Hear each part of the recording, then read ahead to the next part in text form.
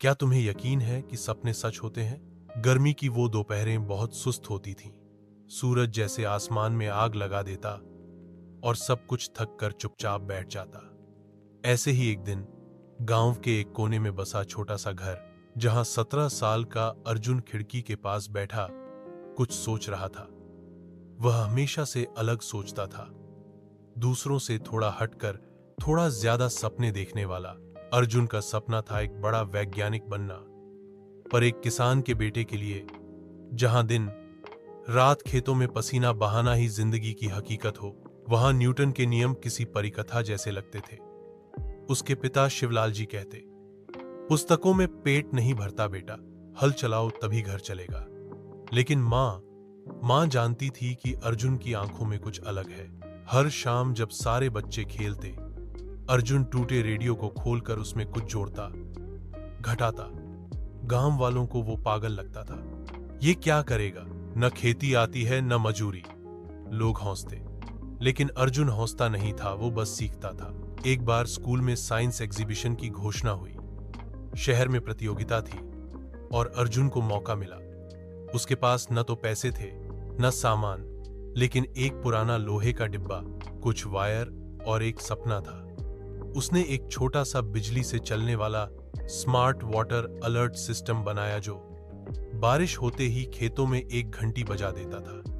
गांव के लिए यह कोई चमत्कार से कम नहीं था। प्रतियोगिता का दिन आया। अर्जुन ने पहली बार ट्रेन देखी, पहली बार शहर की चकाचौंध में कदम रखा। वहां उसके जैसे हजारों बच्चे थे, किसी के पास लैपटॉप, किसी के पास टीम, और वो अकेला पर हिम्मत से भरा हुआ। जजों ने उसका मॉडल देखा, पहले तो मुस्कुराए, फिर उसकी बातों को ध्यान से सुना। तुमने ये सब कैसे बनाया? एक जज ने पूछा।